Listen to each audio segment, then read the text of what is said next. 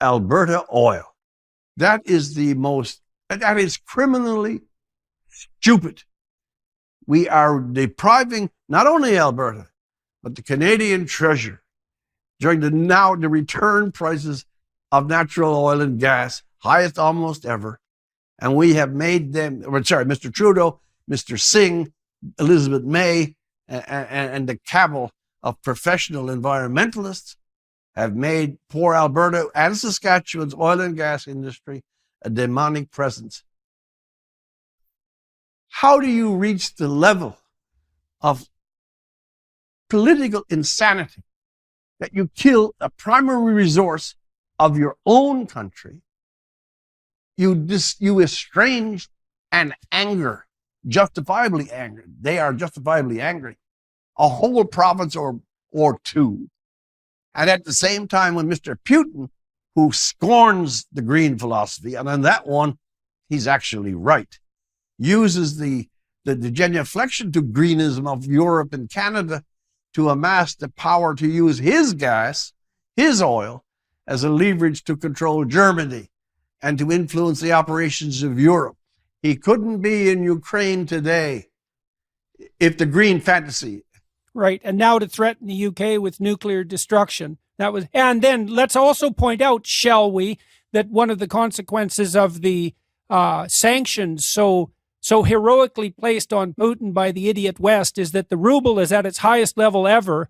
And because oil prices have shot through the roof, Russia's actually arguably in some ways in better economic shape after the sanctions than they were before. Yeah. So that's just bloody brilliant as well. And this issue about what's happened on the Russian front is anybody with any sense looking at this up to, say, 10 years ago knew perfectly well that by dampening down oil and gas exploration in North America and in Europe, that we were playing into the hands of the worst impulses of the Russians. Of course. If you had to have your head buried in the sand or somewhere else to not notice that absolutely explicitly and to hand wave about idiot environmentalism while at the same time producing this potentially fatal dependence on Russian largesse and goodwill is an abdication of political responsibility that you'd have to look at history a long time to find an example that would supersede. I wish, and I wish with utter futility, that again, the guardians of our public discourse,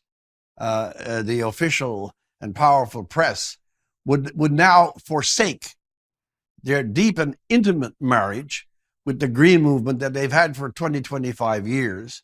If you watch TVO Ontario, you've seen an inconvenient truth, which was Al Gore's flush on the topic about 100 times. CBC is officially, if it hasn't said so out loud, is officially a Greenpeace activist network.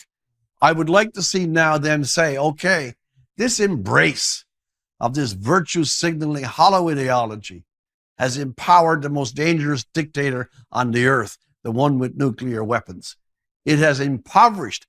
Part of the reason for the inflation in our food at the present moment is because of the energy crisis brought on by the fatuous pursuit of energy sources that can't work, don't work, aren't yet developed, and don't have the structure or infrastructure, even if they were. If you want to hear the